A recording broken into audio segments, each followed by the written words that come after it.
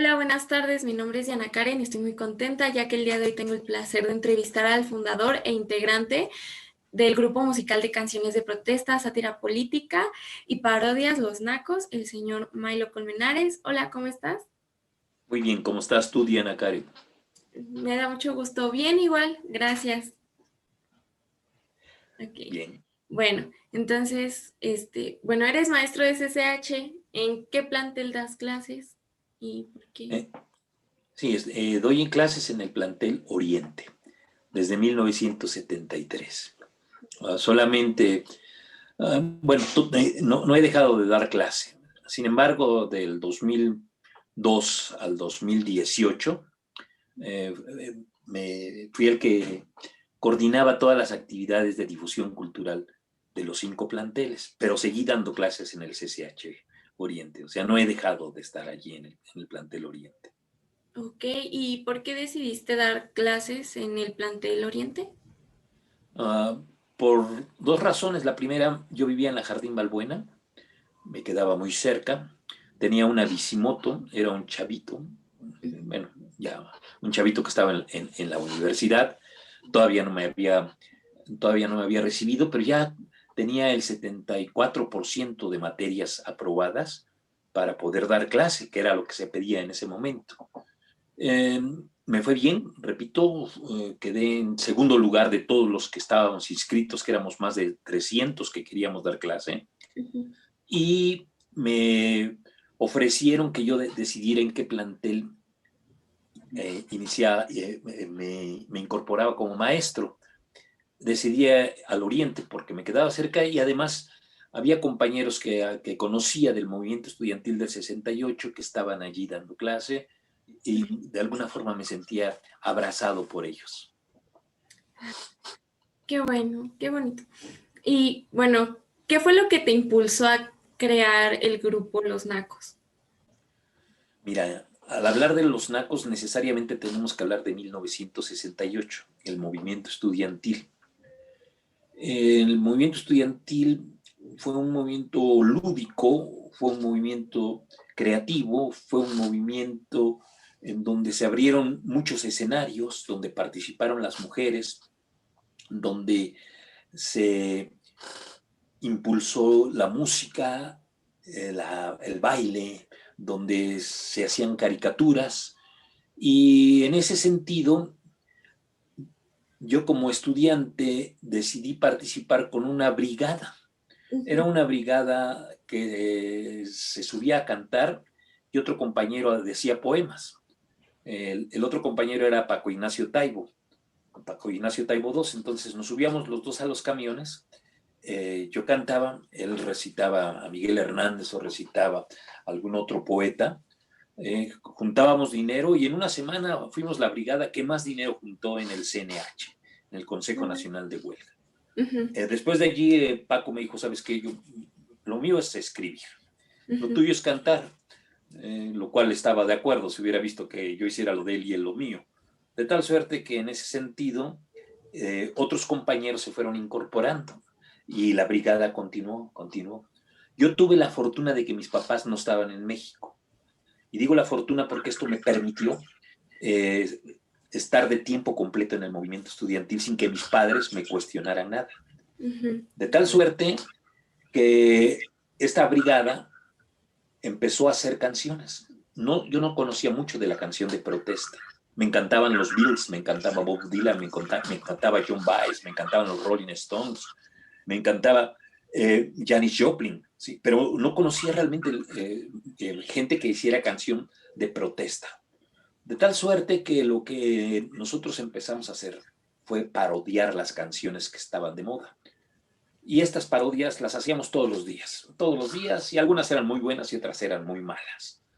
Y el resultado de esto es que una vez, en una ocasión que nos persiguieron los granaderos, Ujú. decidí hacer una canción que se titula, bueno, una parodia, perdón, que se titula La balada del granadero.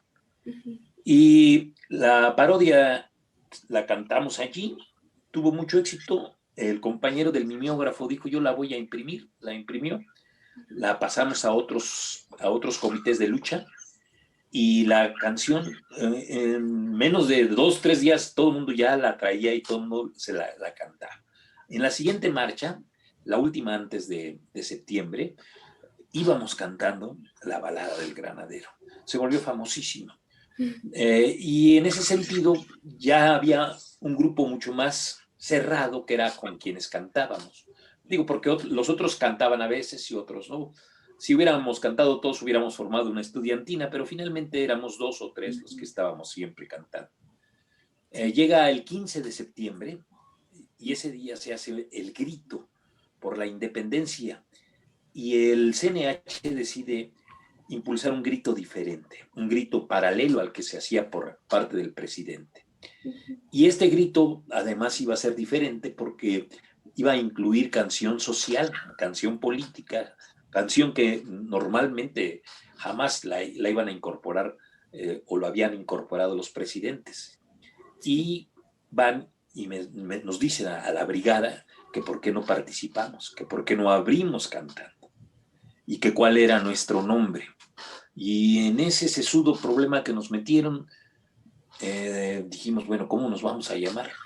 Teníamos claro algo, no íbamos a hacer con un nombre o no íbamos a salir con un nombre en inglés. Es decir, ya había muchos grupos juveniles con nombres en inglés, como eran los Crazy Boys, los Hooligans, los Teen Tops, ¿sí?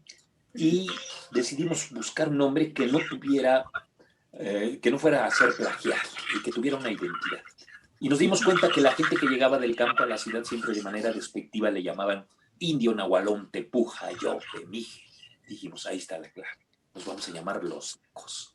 Y lo vamos a poner con K para que sea todavía más naco. Y cuando nos presentaron ese día, ese 15 de septiembre, fue padrísimo, porque nosotros, ahí estaban llegando los jóvenes, se iba a presentar ese día Oscar Chávez, probablemente Judith Reyes, José de Molina, Enrique Ballesté. Entonces estábamos muy nerviosos, pero bueno, cantamos y cuando la gente empezó a celebrar y a cantar con nosotros la balada del granadero, dijimos, de aquí somos. Y a partir de allí se constituyó este grupo que en realidad es la voz del movimiento, la voz juvenil del movimiento estudiantil, porque repito, sí había otras gentes que hacían canción política, como Oscar Chávez, como José de Molina, como Judith Reyes, gentes que interpretaban canciones como Margarita Bauche, el grupo de los dos, como una joven que se llamó América o se llama, no sé si todavía viva, y en ese grupo, pues nosotros éramos los que habíamos surgido dentro del movimiento. Seguimos cantando, bueno, se vino la toma de la universidad, se vino la represión del 2 de octubre, seguimos cantando después de esto, se abre la universidad y nos empiezan a solicitar a todas las facultades para ir a cantar, y al Politécnico también, y a Chapinco. Y entonces a partir de allí, ya el grupo empieza a tener ya una conexión con su público natural, que son los estudiantes, y nos ofrecen hacer un disco, una productora que se llamaba Los Mascarones. Y hacemos un disco donde viene incluida la balada del granadero, donde viene incluida una canción que se llama El Diputado, donde viene una canción paródica de amor que se llama Pichicuasi Cupertino, basándonos en el texto de Chava Flores, y hacemos un disco donde vienen canciones serias, donde viene El Hippie, no hace mucho, dedicada al Che Guevara, Zapata, y en ese sentido, pues realmente ahí estamos ya como una voz más activa del 68, de la música del 68. Y así es como nació el grupo. Ay, pues una gran historia, no sé, una gran historia tiene el grupo, pero esto va enlazado con la próxima pregunta, que es cómo mezclar la música con un movimiento tan trágico como lo es el movimiento del 68. Mira, aquí habría que diferenciar 3 cosas. La primera es que el movimiento no fue trágico en su historia. Si estamos hablando de 100 días, fue un movimiento muy alegre, con mucha energía, con mucha propuesta creativa, con brigadas que salían a los mercados, con compañeras que asumían ya un papel diferente, eh, con eh, una conexión que nos hermanaba, ¿sí? Sin que hubiera más que el que nos viéramos como jóvenes. Y en ese sentido va habiendo muchos actos trágicos, ¿no? Cuando derriban la puerta de San Ildefonso, igual también las persecuciones que se hacen, la entrada a la universidad, pero lo que es la puntilla, la suma de todo esto es el 2 de octubre. En ese sentido, el movimiento va sobre muchas voces, son muchas voces las que se escuchan. Si participamos 200,000 estudiantes, 200,000 personas, 200,000 jóvenes, 200,000 compañeros que se incorporaban de obreros y demás, había 200,000 formas de contar el movimiento. Y la música es una de ellas. Cuando pasa lo del 2 de octubre, hacemos una canción sobre el 2 de octubre, claro, ¿sí? Y es una canción que no puede ser alegre.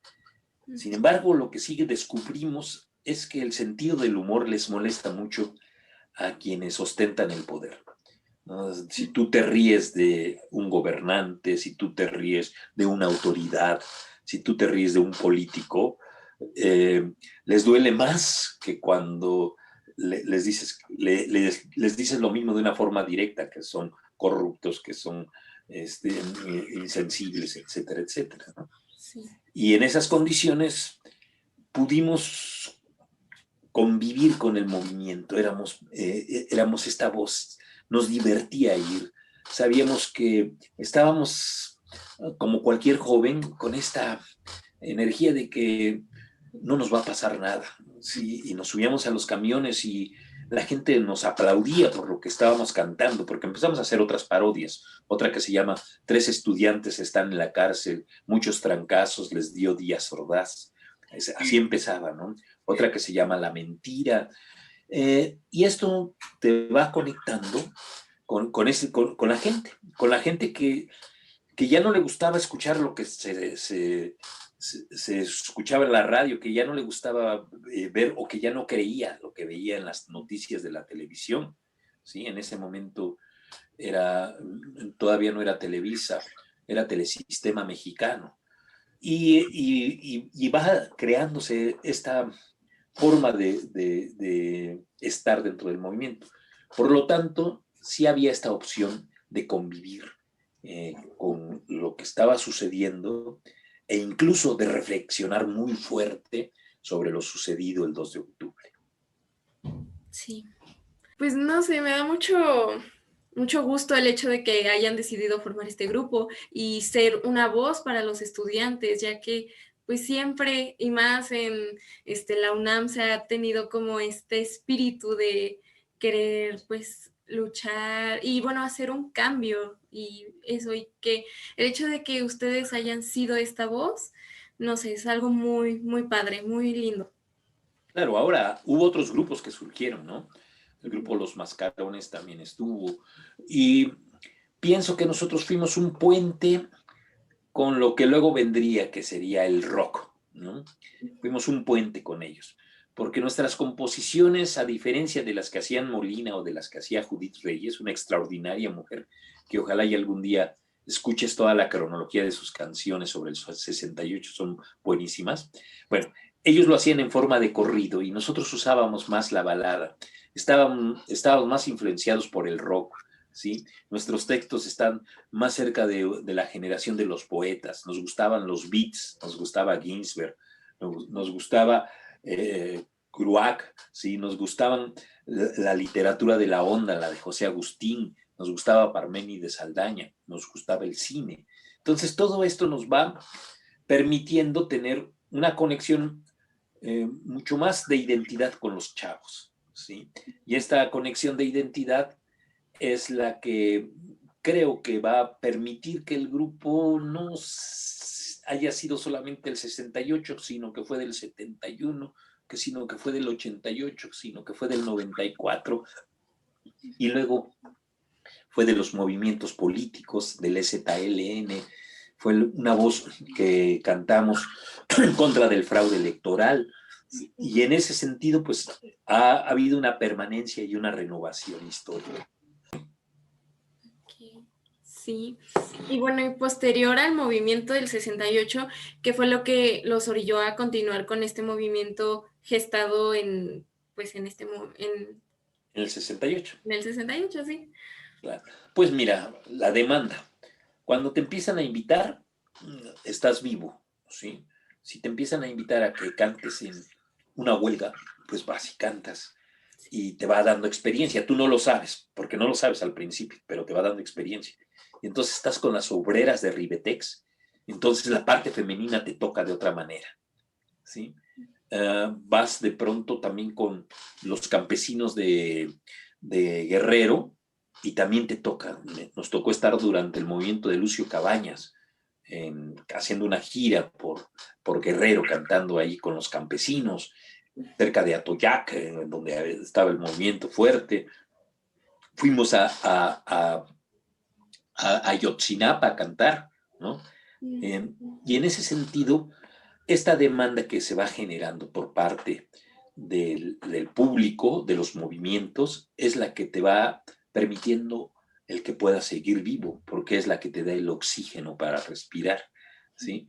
No hemos tenido en la historia un representante, pero hemos tenido durante todos estos 52 años presentaciones, muchísimas, muchísimas. Y no solamente aquí, sino también en la provincia y también hacia Estados Unidos y un poco hacia Sudamérica y un poco a Europa. ¿Sí? Entonces, pues ese ha sido parte del camino del grupo. No, hablando de esto, pues es bien conocido el talento que tienen ustedes, o sea, todo el grupo de los Nacos, y pues me imagino que no les ha faltado pues estas propuestas o oportunidades de ser pues conocidos de una forma un poco más comercial o de tener un representante o eso. ¿Qué ha pasado con estas propuestas? Mira, te cuento dos experiencias que a lo mejor te explican parte de esto. Después en 69, 70, empezamos a cantar en los café cantantes que había en Insurgentes, que había también enfrente del Metropolitan, uno que se llamaba el Patachou, en otro lugar que era de Carmela y Rafael, que se llamaba el Apache 14. Íbamos cantando, y incluso pues esto nos permitió tener un contacto con el público muy directo y de jugar con el público bastante. El colmo fue cuando en 1972 llegó un señor, estábamos en una cafetería que era muy moderna, que se llamaba el Cerebrum, era como una especie del Cerebrum de Nueva York, pero traído acá, donde no había bancas, todos eran cojines en el suelo, en donde las luces eran muy psicodélicas, donde se estaban proyectando imágenes todo el tiempo del lado izquierdo y del lado derecho, donde había oscuridad, pero al mismo tiempo había un escenario pequeñito y ahí estábamos nosotros. Entonces, terminando de cantar, nos dicen, hay un señor que quiere hablar con ustedes, que es de la televisión.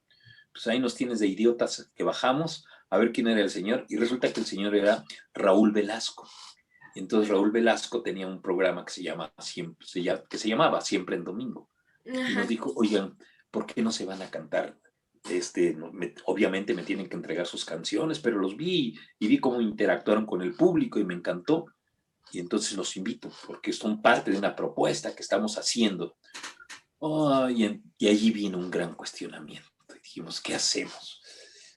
Ese era nuestro objetivo, esto es lo que queríamos. Y dijimos, se acaban los cafés en este momento. Éramos dos, nada más. Pues vámonos a hacer una gira por toda la República con la mochila, el sleeping, la guitarra, el melodión, la flauta, y vámonos a todas las plazas que podamos. Entonces agarramos, nos fuimos de aquí a Pachuca, de Pachuca nos fuimos a Veracruz, de Veracruz subimos hacia Tampico, de Tampico bajamos hacia Monterrey, a Ciudad Madero, fuimos a San Luis, en fin, nos aventamos una gira donde tocamos casi toda la parte del norte, Chihuahua, Sonora, llegamos a La Paz, y solamente cantando, ¿ves? De pronto hasta nos sentíamos mal porque cantábamos y nos llegaba mucho dinero, mucho dinero. Y entonces decíamos, si alguien nos quiere invitar a cenar o a comer o a dormir, porque no tenemos sleepings nada más, y no faltaban estudiantes que nos llevaban a casa de sus papás, no faltaban hermanas de los estudiantes que se enamoraban de nosotros, en fin, nos la pasábamos en ese sentido muy bien. Llegamos a Guadalajara y allí un grupo de Rosacruces nos adoptó, y uno de nuestros compañeros, ya para ese momento íbamos 3, era Armando Vélez, Edmundo Salazar y yo, Mailo. Entonces en ese momento se cuestionó mucho Armando y ya nosotros terminamos la gira por el centro. Él se quedó allí, luego regresó como a las 2 semanas. Pensamos que ya lo habían convencido de que tenía que ser Rosacruz. Y bueno, esa fue una primera parte. La segunda, terminamos de cantar en la década de los 80, en la Casa del Lago. Y llega un señor y dice, con unas 4 o 5 mujeres ahí, muy guapas todas. Dice, oye, queremos que ustedes canten. Estábamos nada más Mayra y yo. Le digo, ¿dónde? Dice, pues es más, yo quiero, no dejen ustedes no que canten, quiero que graben conmigo. Pues órale, ¿dónde estás? Pues estoy allí en Adolfo Prieto, ahí cerca de Radio UNAM, la Colonia del Valle. Vámonos pues, nos quedamos de ver el lunes. Entonces ya llegamos el lunes y resulta que este señor era Sergio Andrade. Y ahí estaba Gloria Trevi, y ahí estaba María Boquitas, y ahí estaba todas las que serían parte del clan de Sergio Andrade. Y él nos sentó allí, nos dijo, miren, yo quiero una mujer que ya tengo, que es Gloria, quiero un hombre que sea así transgresor, y quiero un grupo que son ustedes. Por lo tanto, quiero que ustedes participen conmigo. Entonces ya le dije, bueno, si lo hacemos sin censura y si nos dejan cantar todo, órale, le entramos. Y se le ocurrió algo. Me dice, ¿por qué no hacemos una grabación en vivo? Y fuimos a un CCH y la grabamos en vivo, así como salió. No hubo ningún truco de voces ni nada, sino como salió. Salió bien bonito. Se llamó el disco Los Nacos en vivo, en directo y a todo color. Pero después de un año nos empezaron a llevar a lugares en donde nos parecía, no nos gustaba mucho. Por ejemplo, fuimos a una discoteca ya por satélite y resulta que a la mitad de la discoteca pararon para que cantáramos nosotros y pues toda la gente lo que quería era bailar y era muy difícil. Y luego nos llevaron al concurso de las Misses, ¿no? Y entonces lo único que nos salvó ahí que estaba Héctor Bonilla y que pudimos platicar un rato con él, pero dentro de las Misses empezar a cantar La Drogacola o empezar a cantar otras canciones políticas, pues era muy difícil porque además a la gente no le importaba. Total, que al año fuimos a hablar con Sergio y le dijimos, ¿sabes qué? Quédate con el disco, nosotros hasta aquí terminamos. Ya en ese momento Gloria había despuntado con la del doctor psiquiatra, aquí despuntamos y bueno, pues tan cuates como siempre, ¿no? Queremos nuestros derechos. Entonces dice, ustedes firmaron por 5 años. Bueno, en 5 años yo les libero el disco. ¿Está bien? Y les voy a dar regalías de lo que se venda. Llegamos a un acuerdo y colorín colorado. Decidimos entonces ya no continuar. Y vinieron otras cosas importantes en ese momento, pero bueno, fue decisión del grupo el no mantenernos en eso. Ahora, es válido quien quiera hacerlo, ¿entiendes? Es válido que Julieta Venegas esté haciendo sus canciones y que sea una voz muy importante. A ella la conocimos en un movimiento, ¿no? En un movimiento cardenista, y ella abría con nosotros las presentaciones. Entonces llegaba con su pianito, un pianito Ledy. Entonces cantaba y lo hacía bien bonito. Entonces es válido eso, ¿me entiendes? 2 de los compañeros de Botellita de Jerez estuvieron conmigo cantando, Paco Barrios el más tuerzo, igual que Armando Vega Gil. Pero bueno, en ese sentido también de pronto ellos decidieron, después de haber experimentado estar en la parte comercial, incluso de haber hecho una telenovela, decidieron también salirse de eso, ¿no? A lo que quiero llegar es que lo importante es la honestidad que tú tengas y nuestra honestidad nos lleva a esta reflexión y con eso termino.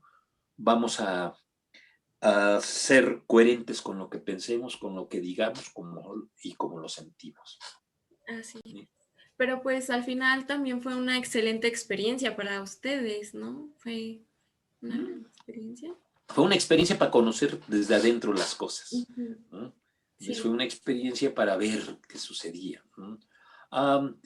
Y luego, pues mira, es bien importante porque esto también te lleva a una cierta coherencia. Fíjate, te digo, hace algunos años, y esto tú lo puedes encontrar en YouTube, hubo un programa que se llamó Esquizofrenia en el 22. Entonces sacaron uno sobre el CCH. Se llamaba Lo Negro y lo Blanco del CCH o lo Oscuro y lo Claro del CCH, no me acuerdo. Entonces a mí me entrevistaron. En ese momento yo estaba como jefe de difusión cultural. Y de pronto pues hablé de las cosas nuevas que estaban sucediendo en Azcapotzalco, por cierto. Estaba la Orquesta Basura, que era y le digo, y la Orquesta Basura hacen sus instrumentos de la basura y usan tubos de PDF y demás. Y entonces es una maravilla. Se oyen chingones, así lo dije. Y entonces, cuando llego al lunes, porque eso se exhibió el viernes, ya tenía como 10 llamadas de autoridades que me habían dicho que por qué yo hablaba sobre las libertades sexuales, así casi, y por qué hablaba con malas palabras. Yo dije, no me chinguen, por favor, como que malas palabras.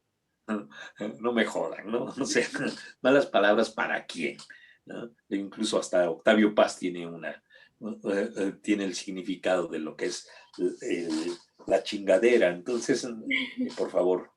Y le digo, ahora no hay problema, ustedes tienen mi renuncia, ¿no? Pero no me iba a retractar. Afortunadamente en ese momento alguien de la escuela de políticas le habló a la directora y le dijo, ¿sabes qué? Me encantó el programa, qué bárbaro, se me hizo fresquísimo. Me parece que están diciendo cosas novedosas que ya no están anquilosados. Y eso evitó pues que a mí me dieran jaque mate, ¿no? Pero ese es un ejemplo de la coherencia que uno tiene que seguir manteniendo. Sí. Entonces lo vas viviendo, pero lo vives hasta que el momento en que llegas a un punto en donde ya no puedes transitar ni tampoco del otro lado. Y luego ahí tienes que decidir o te cambias o no. Pero digo, esa es mi manera de entender las cosas.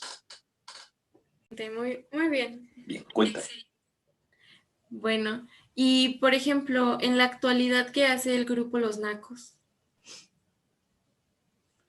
Varias cosas, seguimos haciendo presentaciones, pero echamos a andar un proyecto padrísimo a finales del 19, no, en el 19, a mediados del 19, que se llama PECA, que son peñas clandestinas autónomas. Y la intención y el objetivo es instalar en cualquier casa una peña, en cualquier parque, en cualquier baldío, en cualquier lugar, y en donde las gentes lleguen a ver a quienes cantan estas canciones u otras, y que puedan estar muy cerquita de ellos, prácticamente respirando. Ahorita es imposible por lo del COVID, ¿no? Y entonces arrancamos haciendo una cada fin de mes. Completamos cerca de 9 pecas y asistieron una gran cantidad. Nosotros abríamos la peca, cantábamos unas 3, 4 canciones, 5. Abríamos para que entrara un compañero invitado, que podría ser Gabino Palomares, Sandra López, Paco Barrios el Más Tuerzo, Naí Stenfal, una chava que hace blues padrísimo. Okay. Y entonces ellos hacían y luego cerrábamos todos en conjunto con alguna canción. Entonces ahí la gente puede estar dialogando con los compañeros creativos, con los músicos. Eso es lo que estábamos haciendo como grupo formal. O sea, teníamos por lo menos una presentación organizada por nosotros. Y claro, a partir de allí empezaron a surgir otras presentaciones y otras propuestas. Teníamos ya inscritos cerca de unos 90 artistas que querían participar en PECA. Empezó a comunicarse esto. Empezó por las cloacas de comunicación, que son las redes, a llegar a otros artistas. En la página de los Nacos y en la mía, pues salía la programación y la gente me empezó a hablar, oye, prográmame. Claro, no hay problema, claro que sí, te programo. Y en ese sentido, pues, creo que tú has tenido y sigue teniendo varios objetivos, que es el mantener esta relación prácticamente íntima con el público, porque además solamente cabían de 30, 40 personas, 45 personas. Pedíamos una cooperación para el artista, ¿sí? Entonces, y vendíamos café y vino. Y entonces, pero como era clandestino, pues no teníamos que pedir permiso. Y como lo hacíamos en todas partes, y además decíamos es cooperación, nunca dijimos que es pago por si llegaba algún día Hacienda, pero pues no llegó. Pero lo que sí llegaron fue mucha gente. En la última que tuvimos fue así abarrotada. Se hizo en el mes de febrero del año 2020. Esperemos que cuando concluya esto de la COVID o que se normalice la vida, volvamos a recuperar ese proyecto. Pero seguíamos cantando en escuelas, seguíamos cantando en los movimientos de los maestros, en los movimientos de los 43, seguíamos yendo al CCH, ¿sí? A pesar de que yo doy clase allí. Y en ese sentido, bueno, nuestra vida fue muy activa, muy activa. En 2018 hicimos cerca de 276 presentaciones, en todas partes, así, por todos los lugares anduvimos, escuelas, preparatorias, nos fuimos a Cuernavaca, fuimos a Zacatecas, ¿sí? Entonces, en esas condiciones, todavía, en este momento seguimos haciendo presentaciones en línea que nos pide la gente sobre el 68, sobre el Che Guevara, sobre el amor, sobre la COVID, sobre los jóvenes, y bueno, pues ahí estamos. Yo mañana voy a estar en un programa justamente con otros dos compañeros, por ejemplo, hablando sobre el documental Rompan Todo, el de Netflix, sobre los rockeros.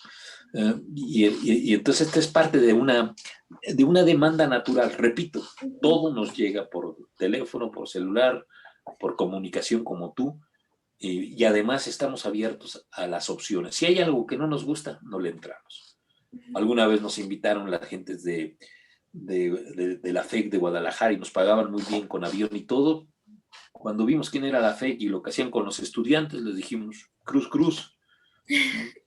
Ahí nos vemos. Y conste que nosotros somos los vampiros, pero ustedes son peores que los vampiros, entonces ahí los dejamos, ¿no? Pero eso es parte de lo que te decía hace rato, de una consecuencia que asumimos sin ninguna pose, sino que simplemente así es como la asumimos. Sí, pues qué bueno, qué padre que sigan estando activos, que sigan dando presentaciones y pues cuando esto vuelva a la normalidad y que ya puedan reanudarse las presentaciones, pues ahí estaremos. Más, mira, te cuento, ahora que se murió Oscar Chávez, nosotros estuvimos en el homenaje que se le hizo con muchísimos artistas. Fue un programa que se hizo por internet y que llegó a América Latina con muchas llamadas de diferentes partes. Y que bueno, pues ahorita mi compañera es Mayra Cebreros y con ella canto, pero hay otro compañero que se llama Jorge Silva. Con él no nos hemos podido reunir, pero a través del internet tenemos algunas canciones en donde nos juntamos por lo menos a través del internet para hacer cosas sobre la COVID, ¿no? Hay una que se llama El oficio de la muerte, hay otro que tenemos reciente que se llama Y estoy en este lugar, ¿no? Y entonces habla de que este es un espacio de vida al cual tú perteneces, en donde se juega la vida y la muerte se mece. Y en ese sentido, como ahora el sexo seguro es por WhatsApp, empiezas a tener esta opción de seguir componiendo, ¿sí? Y vamos, ¿no? Aquí lo importante en estas condiciones es el que te muestres como eres y eso te conecta, simplemente te conecta. Y afortunadamente los jóvenes son los que más se conectan. Las mujeres cada vez es de quien estamos de su lado y hay a quienes asumimos que lo que hacen es lo más chingón que está sucediendo en este momento. También estamos allí en donde nos inviten y cuando ellas quieran además, ¿no? Pues muchas gracias por eso. Y bueno, entonces paso a la siguiente pregunta. Claro. Pues cuéntame un poco de cómo es tu experiencia como profesor. Muy padre porque mira, eh, cuando vas, cuando estás en los movimientos, cuando estás cantando y haciendo tus presentaciones, te vas conectando y vas encontrando puentes naturales y te das cuenta que los jóvenes, ustedes, los del CCH, las jóvenes del CCH, son altamente creativos. Y la materia que doy, que es la de historia, se presta para que hagamos muchas cosas.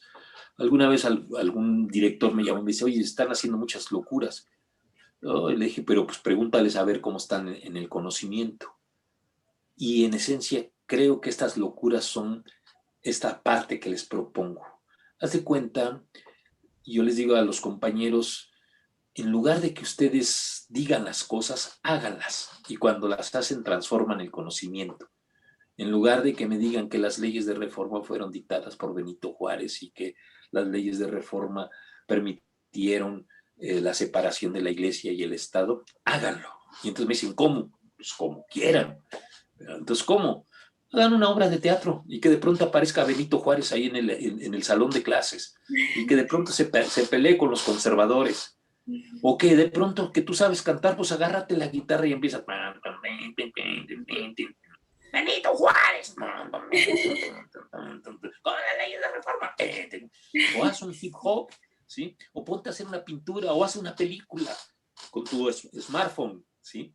Sí. O haz una serie de caricaturas y entonces a partir de allí han surgido cosas bien bonitas por parte del CCH, obras de teatro extraordinarias, han surgido canciones, han surgido artistas de aquí. Por ejemplo, te cuento, resulta que el Pato de la Maldita Vecindad fue mi alumno, ¿no? Y un día llegó y me dijo, oye Milo, pues aquí tengo una canción que se llama El Rock de la Cárcel y se la quiero hacer a Madero cuando estuvo en la cárcel ahí en San Luis. Órale, háztela.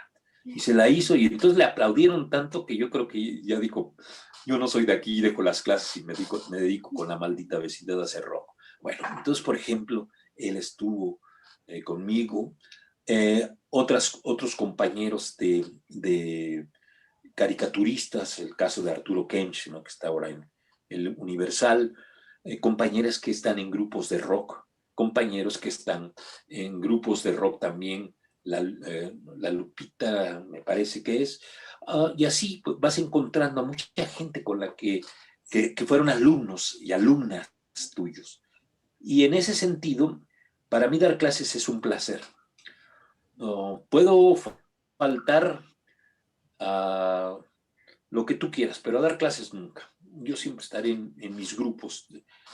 Solamente, por ejemplo, en esta pandemia, lo único que hice fue ir a inyectarme por lo de la influenza.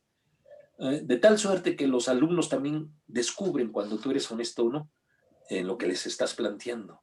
Y esto hace que los alumnos tengan igual una conexión o no contigo.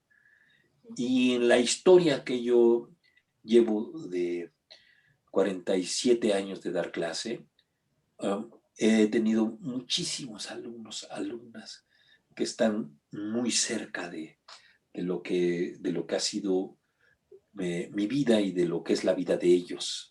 Y tengo, gracias a los alumnos, a veces doctores gratis, odontólogos gratis. Gracias a los alumnos, tengo gente que me habla y me dice, oye, ahora estoy en la delegación Tlalpan haciendo la programación, quiero invitarlos.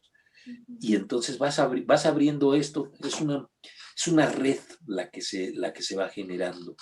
Y a pesar de que ahora los alumnos son mucho más metidos en la computadora, mucho más metidos en ese sentido, de todas formas, cuando tú les estás contando algo que es diferente, cuando les estás llevando a que ellos mismos vayan descubriendo el conocimiento y lo vayan integrando, a pesar de todos estos medios, ellos potencializan sus capacidades. Y esto hace que existan muy buenas propuestas y que cada año me sorprenden. Realmente yo les he dicho a los alumnos, yo ya me podría haber jubilado, pero les he dicho a los alumnos, ustedes son los que me mantienen en vida. Ustedes son realmente, yo me siento a veces como un vampiro de que llego a clases y que estoy succionando toda la juventud de ustedes y que se las estoy regresando. Pero ustedes también son parte de esas flores que se están abriendo cotidianamente. Son ese jardín que se riega con cada gajo de estudiante, que se hace nube, que se hace polvo, que se expande, que lo respiramos, que de pronto lo inhalamos y que en ese sentido los olores, la percepción, el tacto con respecto al conocimiento, son ustedes los que me lo proporcionan. Son en realidad aves, son, no sé, todo lo que ustedes quieran, todas las analogías que ustedes quieran. Y esto es lo que a mí me parece que me mantiene a mí, aparte de los nacos, aparte de mi familia, aparte de mis hijos, esto me mantiene vivo y me mantiene muy dinámico. ¿Sí? Yo tengo que estar haciendo cosas y si no hago cosas me siento muy mal. Entonces me tengo que levantar sabiendo que tengo que resolver 30 cosas, pero voy a hacer 40. ¿Ves? Y los alumnos eso lo conocen. Entonces para mí la experiencia como maestro ha sido fundamental, importantísima, importantísima. Realmente el CCH para mí ha sido formativo, me ha ayudado, me ha formado, me ha hecho más humano. Ustedes me hacen más humanos, me hacen que tenga más sensibilidad, ¿sí? Los alumnos, con cada risa que te regalan, wow, hace que de pronto tú sientas que tu cerebro está también ya en esta empatía de una risa colectiva, hace que tu piel pueda vibrar bajo esas condiciones. Eso te podría decir, ¿no? Ahora, experiencias particulares, pues hay muchísimas. Y te cuento una nada más. En una ocasión en la Revolución, unos chavitos presentaron su ejercicio con una obra de teatro y llevaron unos rifles bien bonitos que habían hecho de madera, y entonces se convirtió en un campo de batalla el salón de clase. Se van de clase y como a la media hora me hablan por teléfono de la dirección, tienen detenidos a unos alumnos que llevaban unos rifles, pues ahí voy por los alumnos, ya vieron que eran de palo, que en realidad no podían hacer nada, pero ellos pensaron que eran guerrilleros o algo así por el estilo. Es decir, por ejemplo, ese es uno de los tantos anécdotas, ¿no? Otra anécdota, llegué a clase durante un mes usando una máscara de luchador, y no me la quité. Y entonces les decía yo que tenía que dedicarme a la lucha libre para poder ganar, porque con el salario de maestro del CCH no alcanzaba. Y entonces el día que fui sin máscara ya nadie quería que fuera. Me dije, ponte la máscara, si no, no regresas, ¿no? Me la tuve que poner todavía 2 semanas más. Pero bueno, esos son ejemplos de las cosas que me han pasado dentro de esto, ¿no? Te cuento otros 2 anécdotas ahorita de lo que me ha sucedido. Uno trágico y otro, pues, más bien cuestionador. Empecé a hablarles, les digo, miren, compañeras, vean, la historia es un proceso y ustedes son parte también de un proceso y ustedes mismos son un proceso. Ustedes cuando eran niños tenían una serie de entender el mundo y ahora que son adolescentes tienen otra forma de entender al mundo. Le digo, ahorita ya ustedes saben que Santa Claus no existe ni los santos reyes, ¿no? Y entonces de pronto un alumno, maestro, que mi hermanito chiquito está llorando por lo que acaba usted de decir. A mi lado. Pues bueno, esa es una. Otra, esa me cuesta mucho trabajo, pero te la tengo que contar. Hicimos el Día de Muertos una ofrenda virtual. Cada quien hacía su ofrenda, pequeñitas, grandes, o llevar una identidad sobre la Catrina. Y entonces un chavo dice, yo les quiero mostrar mi ofrenda. Entonces nos dice, miren, este es el Mictlán, estos son las 7 etapas, bien bonita. Había unas flores, una mujer grande de un lado y otra mujer joven del otro lado. Y le pregunto, oye, está padrísima. Le digo, ¿y quiénes son las personas a las que le estás haciendo la ofrenda? Dice, es mi madre de joven, mi madre como era hace 2 semanas porque murió de COVID. ¡Wow! Allí tú dices, qué barro.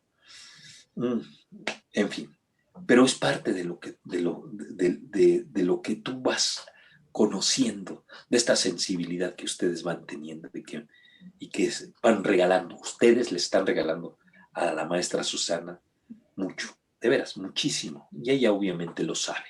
Y por eso es que se impulsan estos trabajos que están haciendo ustedes. Los van a marcar, los van a hacer diferentes. ¿Sí? No es un trabajo más, sino es algo distinto. Bueno, cuéntame qué más. Pues me da mucho gusto que CCH tenga maestros como usted que impulsan y pues inspiran a los alumnos a ser creativos, a expresarse y todo eso. Y muchas gracias por eso. Bueno, que tengan maestros como tú, perdón. Exacto. Bueno, sé que tienes varios libros. ¿Qué fue lo que te impulsó, lo que hizo que te dieran ganas de escribir estos libros? Bueno, um, son libros de diferentes cosas. Me tocó estar en el CCH con estos maestros que me arroparon cuando yo entré a Oriente, que estaban haciendo una antología que se llamaba De Espartaco al Che y de Nerón a Nixon. En esa yo no entré, pero me pidieron que si no hacía una partecita sobre el rock. Y entonces hice una cosa chiquitita sobre el rock, que hablé ahí sobre Bob Dylan, hice una traducción de La respuesta está en el viento y metí una canción que yo había escrito sobre Genaro Vázquez. Allí empezó mi relación con ellos.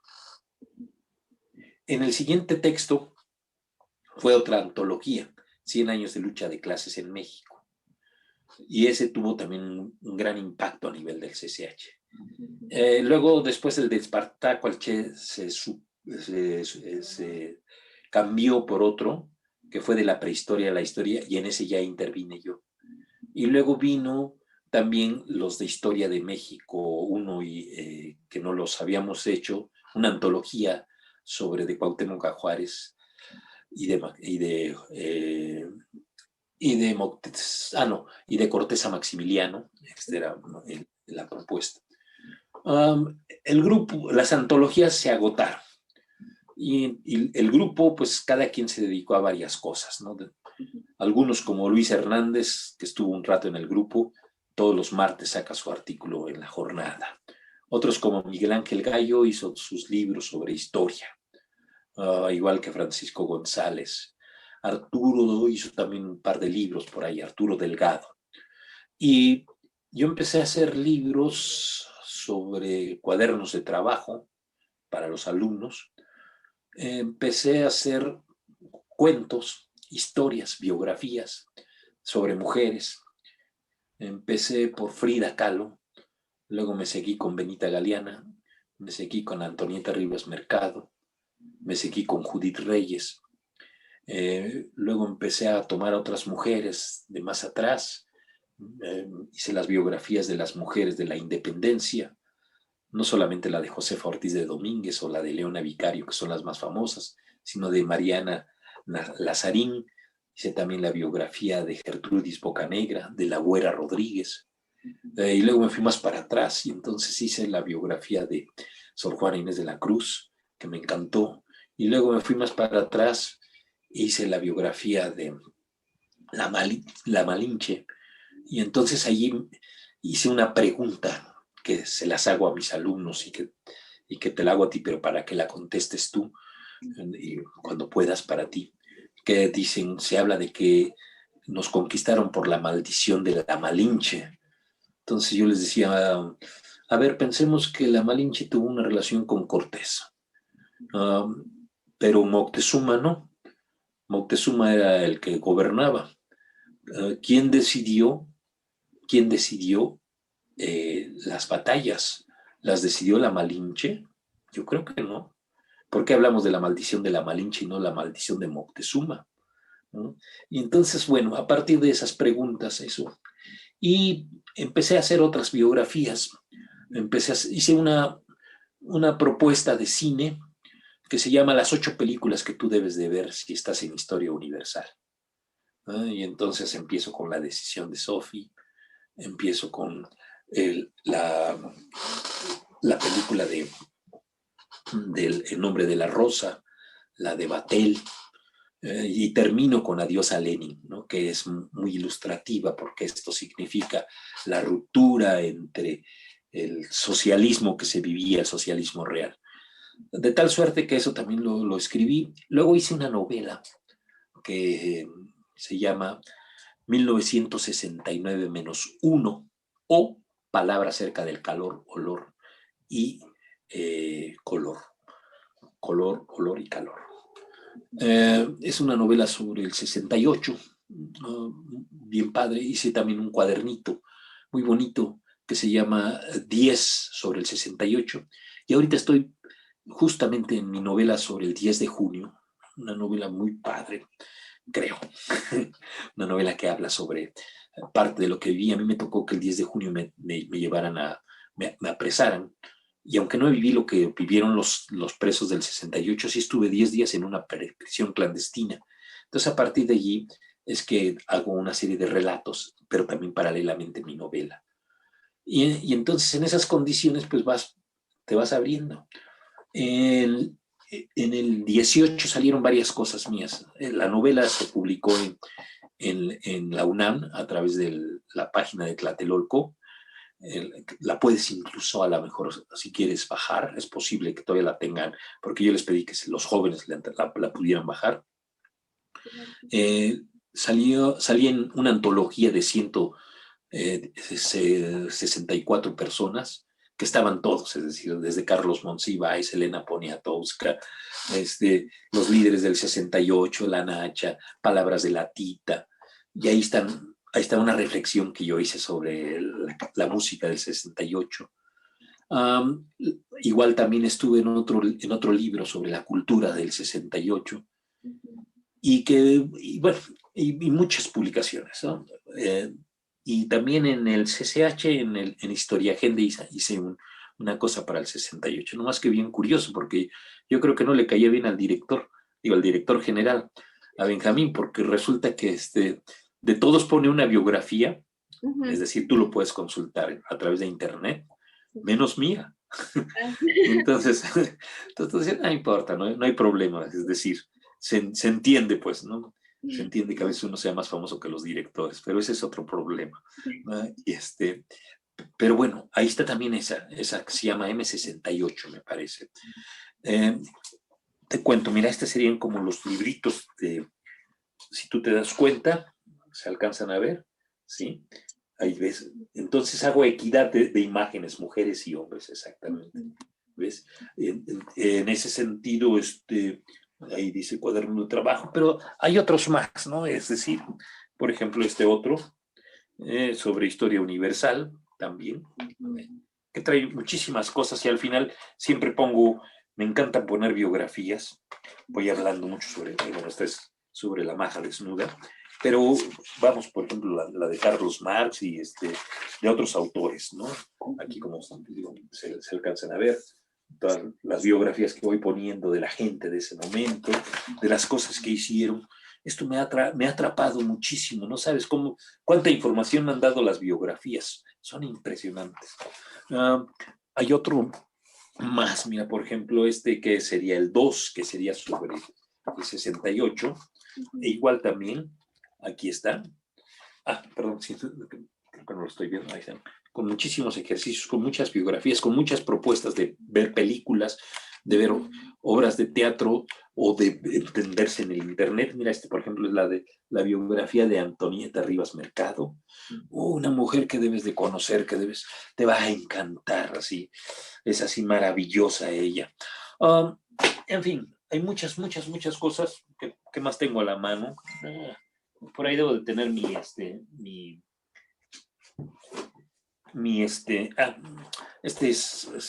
salió, es un artículo que hice sobre lo que ha sido difusión cultural en el CCH.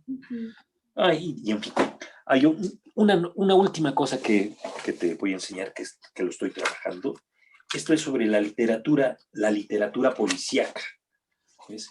Y entonces es la literatura policíaca en la década, a finales del siglo XX. Está bien padre porque, creo que lo abrí al revés, porque en esencia, pues esta es la que voy a presentar.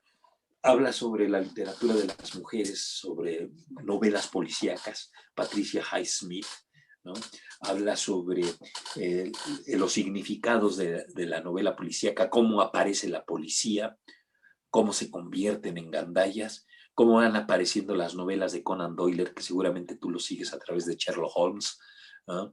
Cómo se van a dar estos desprendimientos y aparece una cosa que se llama el hard boiler, el cruise story, en fin, cantidad de cosas. Sobre eso está. Entonces van a salir 3 libritos este año míos sobre esto. Las estoy trabajando con diferentes editoriales y un librito chiquitito sobre la cuestión de cuentos. Este es sobre 11 sobre el 68. Entonces son 11 narraciones de lo que yo viví en 68, ¿no? Ahí con un chorro de imágenes de ese momento, de lo que pasaba, de las mítines, y bueno, los chavitos se la leen rapidísimo, ¿ves? O sea, es como para que vayas al baño y cuando termines ya seas otro, en ese sentido, ¿no? Pero igual, hay mucho. Sin embargo, no sé cuánto he hecho, pero he hecho muchísimo, y me piden muchas colaboraciones y las hago. Y a veces no sé si las publicaron o no, pero la mayoría sí las publican, ¿no? Qué bueno, me da mucho gusto. Voy a buscar un libro. Me interesaron mucho y pues voy a leer varios de ellos. Órale, léete la novela, a ver si la encuentras en el Centro Cultural Tlatelolco, así se llama, de la UNAM, y pides ahí, oye, yo quiero bajar la novela de Milo, la del 68. Palabra acerca del calor, color y olor. Bueno, entonces sí voy a leer ese libro y la novela y más libros si puedo. Y bueno, ¿qué es lo que más te gusta de CCH?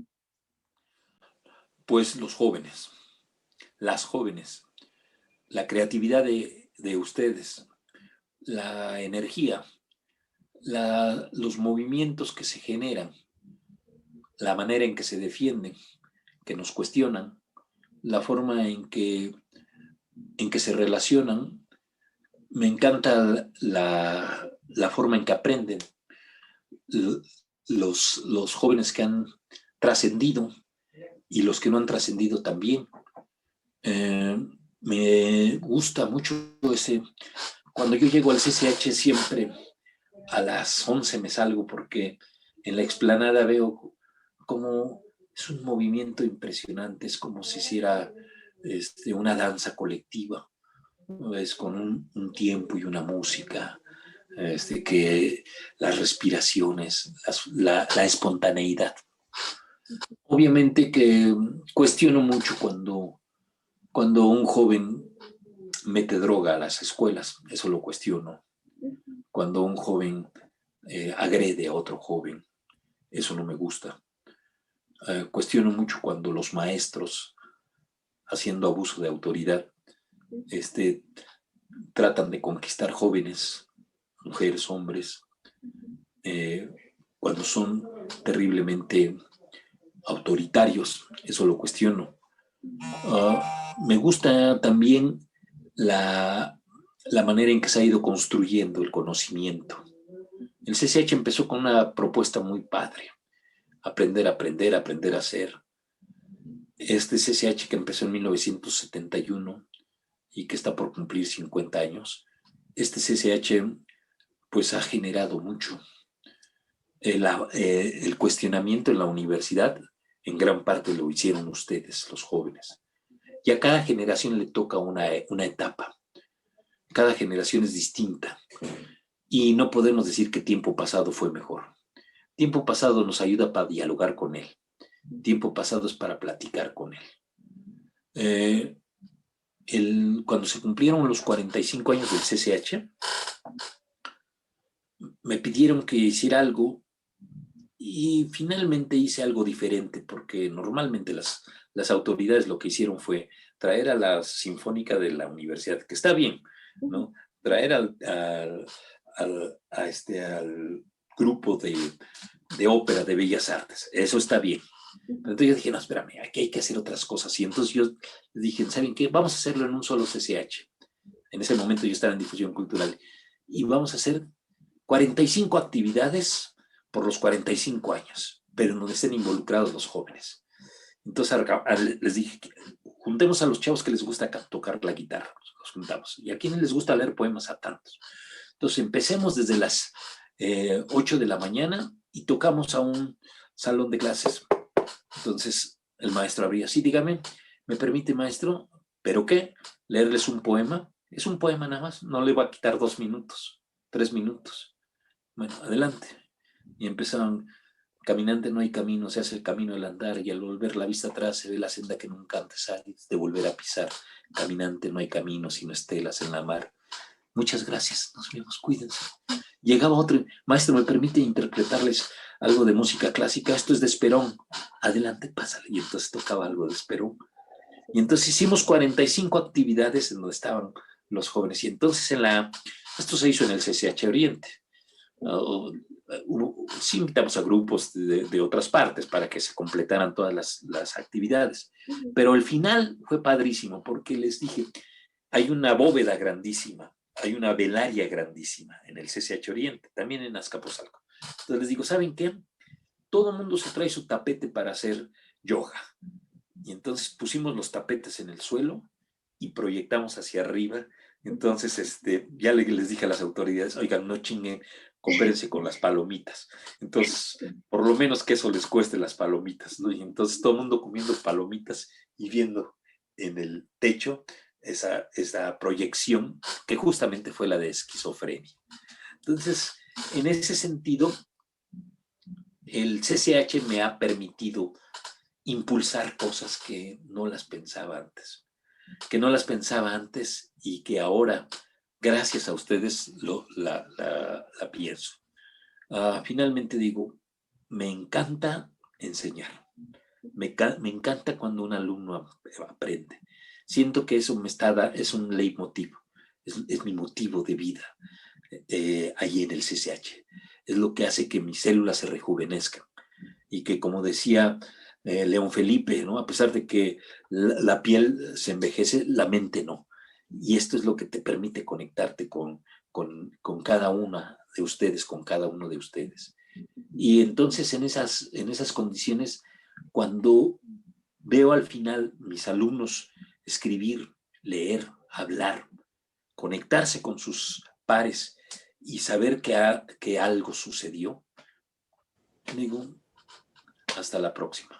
Muchas gracias, qué lindo, muy, muy bonito. Y bueno, ¿qué piensas de los movimientos estudiantiles que se han dado últimamente? Por ejemplo, los de CCH, Azcapo. Bueno, mira, ahí empezó cuando en el tiempo de Guadalupe, la directora, pintaron un mural de blanco, que creo era de Delgadillo, no sé, no me acuerdo exactamente de quién, y los jóvenes dijeron, ¿por qué nos quitaron ese mural? Porque tienen que darle la belleza que quiere alguien y no la que los estudiantes hemos tenido históricamente. Ahí empezó el movimiento. Participaron luego más adelante los porros.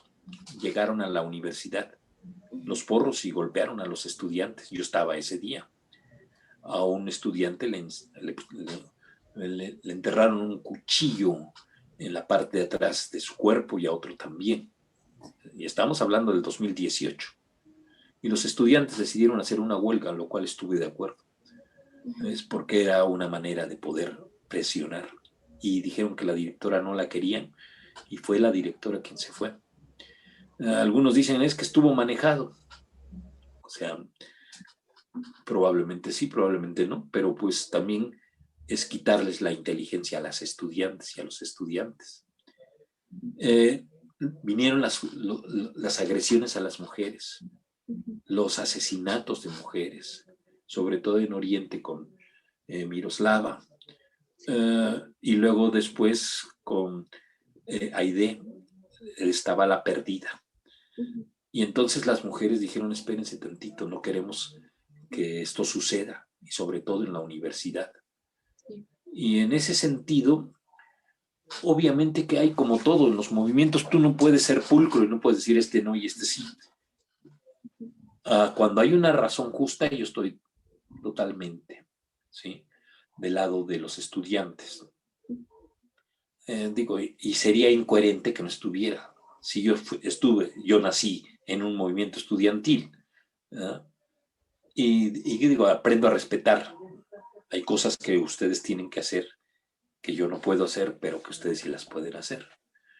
En ese sentido, pienso que hay propuestas inteligentes, propuestas participativas, propuestas de acción, propuestas que trascienden.